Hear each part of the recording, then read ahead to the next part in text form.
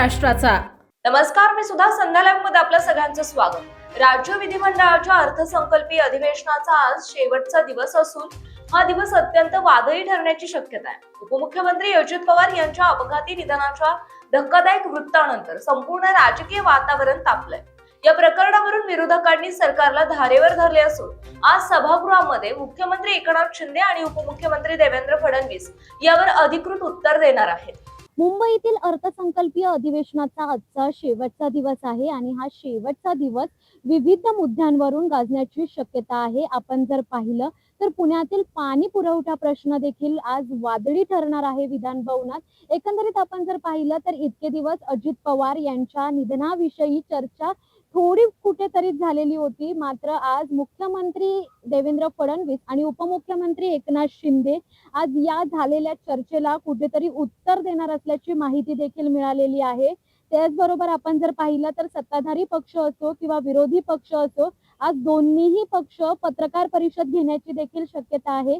त्याचबरोबर एकंदरीत आपण जर पाहिलं तर रोहित पवार देखील आज पत्रकार परिषद घेणार असून राष्ट्रवादीची काही महत्त्वाची कागदपत्रे या पत्रकार परिषदेतून पुढे आणणार आहेत। जय पवार यांनी पत्रकार परिषद कॅन्सल का केली होती याचं कारण देखील रोहित पवार आज पत्रकार परिषद घेऊन सांगणार असल्याची माहिती देखील समोर आलेली आहे। याचबरोबर आपण जर पाहिलं तर शेतकऱ्यांचा देखील महत्त्वाचा प्रश्न आज अधिवेशनात गाजण्याची शक्यता आहे।